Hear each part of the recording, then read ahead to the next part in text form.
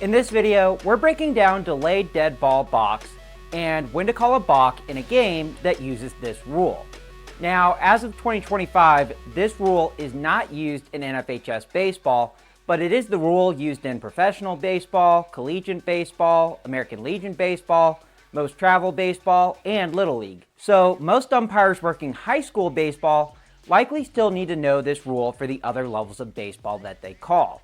On top of this, the vast majority of umpires have wanted to see the NFHS adopt this rule, as they feel that the current immediate dead ball in high school baseball has the potential to penalize the offense. For example, let's take a balk with the bases loaded, a pitch thrown to the batter, and the ball being hit for a home run. If you're using a delayed dead ball balk rule, then the result of the play will stand with a grand slam. However, if you're using an immediate dead ball in NFHS baseball, then the balk must be enforced. The pitch is nullified and the runners advance one base. A lot of people feel this unfairly penalizes the offense for the balk. So for 2025, the NFHS has approved Georgia's GHSA request to utilize a delayed dead ball balk as an experimental rule. If the experiment goes well, it will hopefully result in the rule being implemented in NFHS baseball. That said, it's not as easy as simply changing a word or two in the rule book. There are several editorial changes that need to be made, along with fully defining the parameters of enforcement. Now, we won't cover all the editorial changes here, but we do need to break down the rule. For 2025, GHSA is implementing the NCAA 9-3 penalty verbatim, which does have the same exact outcome as the OBR rule.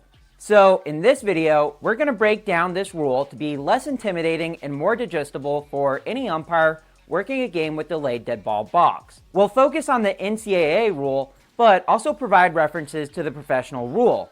Then, after the breakdown, we'll cover case plays that will remove the complexity around the rule. Hi everyone, I'm Patrick Farber with GHSA Baseball Umpire Development and Umpire Classroom, where we help umpires develop their knowledge and skills. If you're new here, be sure to subscribe to the channel, and you can find more umpire training videos at umpireclassroom.com. To start, let's look at the very beginning of the penalty. NCAA 9-3 penalty. Balk. The ball becomes dead and each runner must advance one base. This is reflected in the OBR rule with 6.02a penalty. The ball is dead and each runner shall advance one base without liability to be put out. This is the basic enforcement of a balk and should be familiar to high school umpires that are used to balks being an immediate dead ball. The ball is immediately dead, the pitch is nullified, and runners advance one base. In a moment, we'll get into the exceptions for this, and all exceptions will require that the ball is thrown by the pitcher after committing the balk. So, if the pitcher balks and does not throw the ball, call, "That's a balk," time, and enforce the balk. Now, let's get to the first exception to the balk rule. NCAA 9-3 penalty 1. If the balk immediately is followed by a pitch that permits the batter and each runner to advance a minimum of one base, the balk is ignored and the ball remains live. In OBR, this exception is given as an extension of the penalty we already reviewed, as unless the batter reaches first on a hit, an error, a base on balls, a hit batter, or otherwise, and all other runners advance at least one base, in which case the play proceeds without reference to the balk. This can be a little confusing, but let's start with the most basic question that comes from a balk followed by a throw.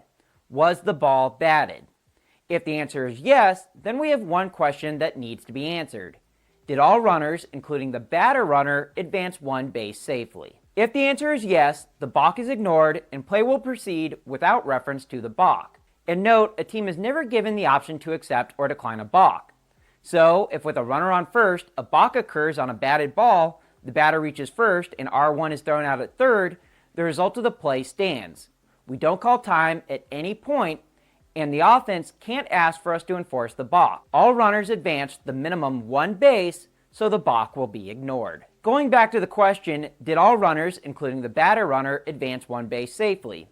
As soon as the answer to this is going to be no, we should call time and enforce the balk. Examples of this would include a fly out, a force out, even an infield fly. In any scenario where all runners, including the batter runner, don't advance one base safely, it's immediately a dead ball and we're going to enforce the balk. Now, there is an approved ruling in OBR and a note in NCAA that does technically apply here and to other scenarios as well. After a balk that is followed by a base hit or a wild throw to a base or the plate, a runner who misses the first base to which the runner is advancing and who, before the next pitch, is called out on appeal, shall be considered as having advanced one base for the purpose of this rule. The short summary of this is that if a balk is not enforced, a runner missing a base they were forced to advance to and being called out on appeal is considered to have advanced one base for the purpose of the balk rule. So let's take an example with the runner on first. We have a balk and the ball is hit for a double. If the defense successfully appeals the batter runner missed first, the result of the play still stands even though the batter runner is called out for missing first. The batter is considered as having advanced one base safely for the balk rule, so the balk is ignored, and the result of the play stands. Now that we've reviewed batted balls, let's go to balls that aren't batted. First, I want to draw attention to a word in both the NCAA and OBR rules that needs to be highlighted and clarified. The word wild is important and has a significant impact on how we will enforce a balk. Simply put, if the throw following a balk is not caught, the throw is considered wild. If it is caught, it is not wild. This logic applies to balls that are pitched as well as the balls thrown to a base. Let's look at throws to a base first and when to call time. NCAA 9-3 Penalty 2. If a balk immediately is followed by a wild throw by the pitcher to a base that permits a runner or runners to advance to or beyond the base in which that runner is entitled, the balk shall be acknowledged. The umpire will call the balk in the usual manner, but shall not call time until all play has ceased. Runners have stopped trying to advance and/or a fielder is in possession of the ball in the infield. To simplify, if we have a balk and a pickoff attempt and the throw to the base is caught, immediately call time and enforce the balk. If, on the same balk and pickoff attempt, the throw is wild, aka not caught, then we won't call time until all play has ceased, which is when runners have stopped trying to advance and a fielder is in possession of the ball in the infield. Next, let's cover base awards and what happens with our runners. Obviously, on the caught pickoff, since we immediately called time, we enforce by awarding all runners one base. The fun part is when we have a wild throw to a base. In this scenario, we will ensure that every runner has advanced at least one base safely when all is said and done. But the reason this is not an immediate dead ball is that we give the runners the opportunity to advance at their own risk to bases beyond which they were awarded. Let's look at an example with a runner on first base and a balk with a wild pickoff throw. In this scenario, R1 is going to be protected to advance to second, but could try for third base at his own risk. So if R1 doesn't advance at all and play stops, we call time and award second. If R1 advances to second safely and then all play stops, we call time but nothing further occurs. If R1 advances to third and is safe or out, we still call time when playing action ends. But since runners can attempt to advance at their own risk, the out or safe at third will stand. Now let's look at what happens on balks that are followed by a not batted pitch. First, we need to determine if the pitch was wild, aka caught or not caught. If the pitch was caught by the catcher, call time the moment the catcher catches the ball. Then enforce the balk. There is only one exception to this. If the balk is followed by the catcher catching ball 4, and all runners are forced to advance one base because of ball 4, in that scenario, we ignore the balk and treat the playing action as a regular base on balls. Moving on, let's cover the different scenarios that can happen when the catcher does not catch the pitch. NCAA 9-3 Penalty 3. 3. If only the runner advances to or beyond the base to which they are entitled because of a wild pitch after a balk, the balk is still acknowledged. Note 1. A runner may advance beyond the base that is entitled at the runner's own risk. Note 2. When a balk occurs, the pitch is nullified and the batter will resume the at-bat with the count that existed unless. So we'll get into those exceptions in a moment, but first, let's look at a balk that is followed by a pitch that strikes the batter. Of course, we call time the moment the pitch strikes the batter. After that, we enforce the balk unless the hit batsman forces all runners to advance one base, in which case the balk is ignored. So if we have a hit batsman with a runner on second only, the result of the hit by pitch would not advance all runners. So the pitch is nullified and the batter will resume the at-bat with the same count, with R2 having been awarded third. If the same play happens, but our runner was on first base instead of second base, the hit by pitch awarding the batter first would force R1 to second. So in that scenario, we still have the dead ball for the hit batsman, but the balk would be ignored. Before covering those exceptions from Note 2, let's look at Note 3.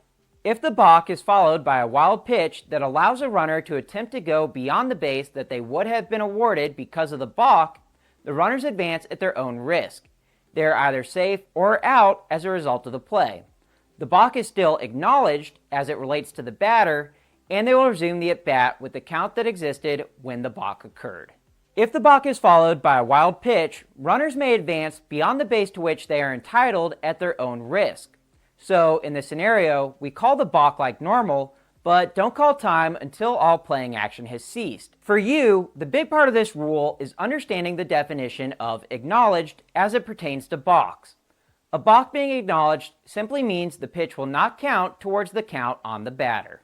Let's look at a situation with a 1-1 count and a runner on first. We have a balk and a wild pitch, and the result of the playing action is R1 thrown out at third. When the playing action ends, we will call time and acknowledge the balk.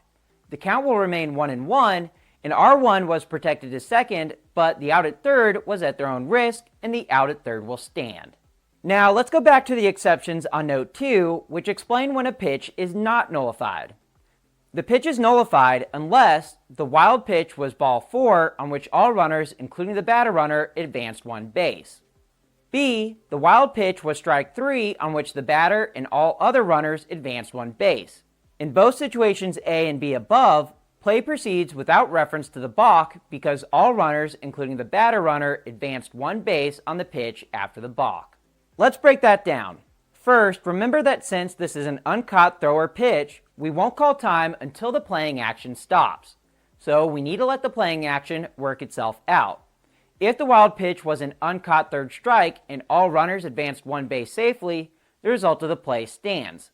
The same is true if the wild pitch was ball 4 and all runners advanced one base safely. Just note, this is not the same as a caught pitch where runners would have to have been awarded the base on the ball 4. So let's look at an example with a runner on second only, a 3-1 count on the batter, and the pitch resulting in ball 4. If the pitch is caught, immediately call time. Awarding the base on balls in this scenario will not advance all runners, so the balk is acknowledged and enforced. The batter remains at bat with the 3-1 count, and R2 is now on third base. Now, if in the same scenario the pitch is not caught, we then have to see where R2 is at the end of the playing action.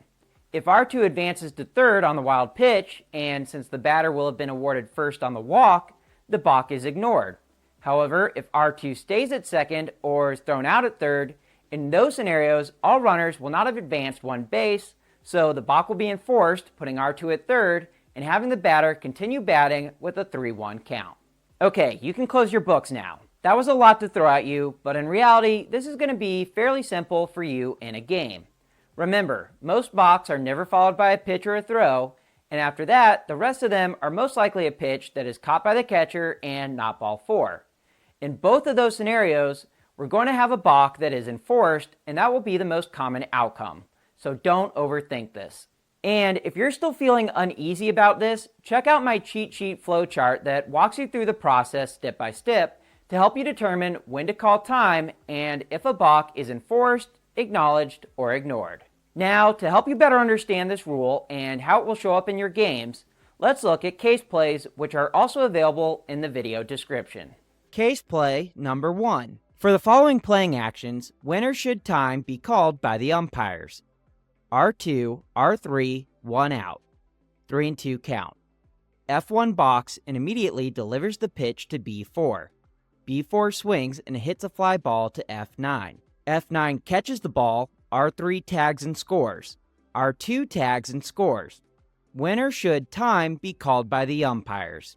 A, when the balk occurs. B, when the ball is caught by F9. C, when all playing action ends. D, time should not be called, the balk is ignored. The correct answer here is B. As soon as all runners, including the batter runner, are not going to advance at least one base safely on a batted ball, in that scenario, as soon as that won't happen, we immediately call time and we enforce the balk. This can be a force out, a tag out, it can be an infield fly. As soon as we know everyone will not advance one base safely, time should be called and we enforce the balk. Case play number 2. For the following playing actions, what will be the final outcome? R2, R3, 1 out, 3-2 count.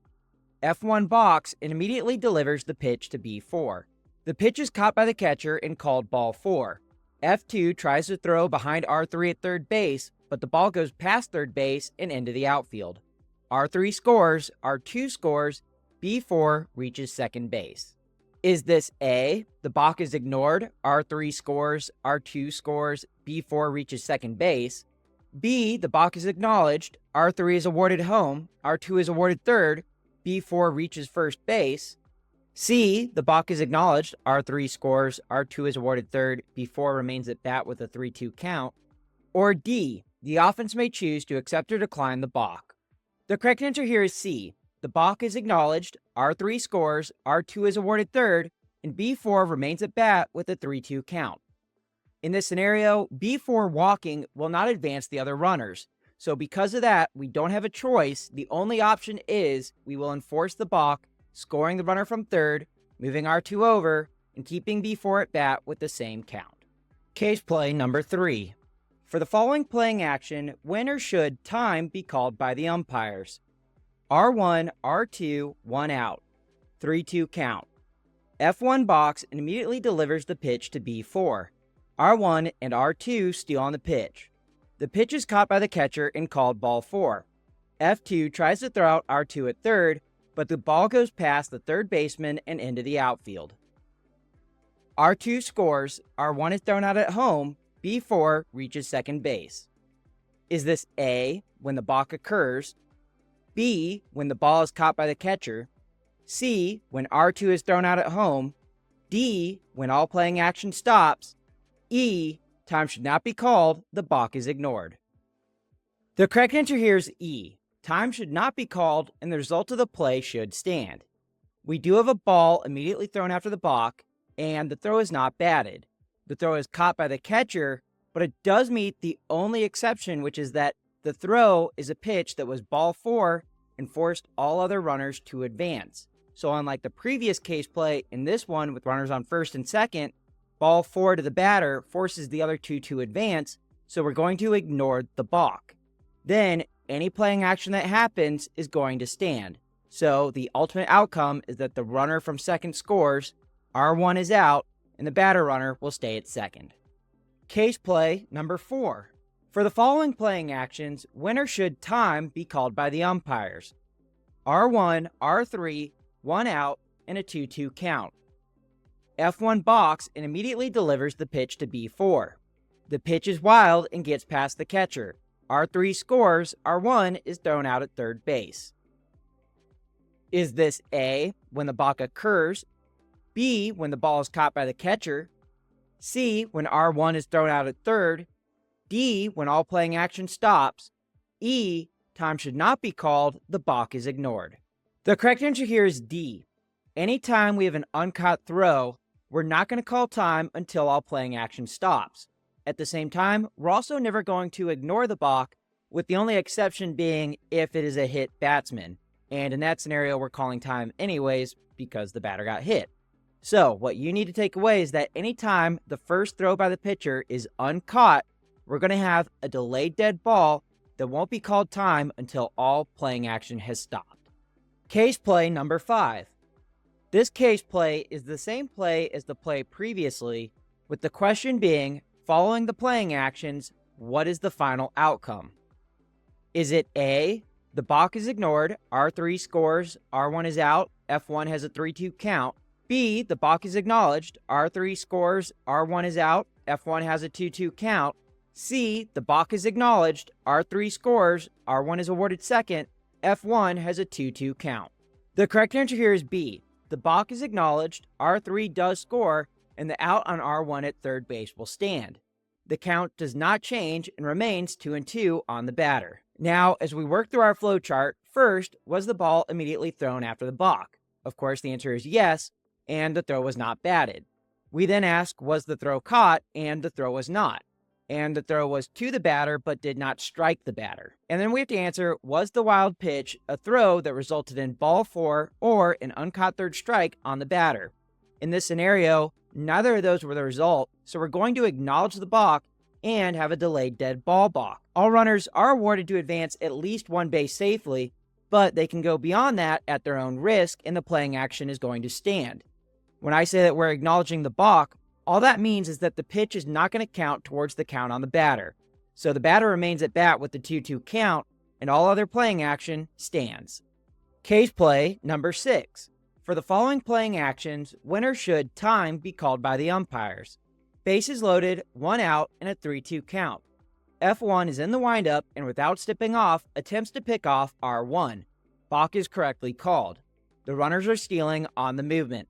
The ball is caught by F3. F3 throws home, but the throw gets past the catcher. R3 scores. The catcher gets the ball and throws it back to F1 covering home, who tags out R2. R1 reaches third base safely. When or should time be called by the umpires? The correct answer here is C. Time should be called as soon as the original throw is caught by F3. Remember, working through this, was the ball immediately thrown after the balk? Yes. Was the throw batted? No. Was the throw caught? If the answer to that is yes, then more than likely, we're going to have an immediate dead ball and we're going to enforce the balk. The only exception to that would be a pitch that resulted in ball 4 and advanced all other runners on base. So in this scenario, we don't have a pitch and the ball was caught. So we're going to have to call time and enforce the balk. Case play number 7. For the following playing actions, what is the outcome? Bases loaded, 1 out, and a 3-2 count. F1 is in the windup and without stepping off, attempts to pick off R1. Balk is correctly called. The throw is wild and gets past F3. R3 scores. F9 gets the ball and throws it to F2 covering home, who tags out R2. R1 reaches third base safely. What is the outcome? Is it A, R3 scores, R2 is out, R1 is on third, B, R3 is awarded home, R2 is awarded third, R1 is awarded second, C, R3, R2, and R1 return to their bases at the time of the balk? The correct answer here is A. R3 scores, R2 is out, and R1 reaches third base. Remember, working through this again, we have a ball that's immediately thrown after the balk, and the throw is not batted. The throw is not caught and did not strike the batter. Then, because the throw was to a base, we're always going to have a delayed dead ball, and all runners are awarded one base safely, but they're welcome to try to advance beyond that at their own risk. So in this scenario, the result of the play is going to stand. Case play number 8. R1, no outs, and a 0-0 count. F1 balks while delivering the pitch to B2. B2 hits a single to right field. R1 advances to third. The defense appeals that R1 did not touch second base, and the appeal is upheld.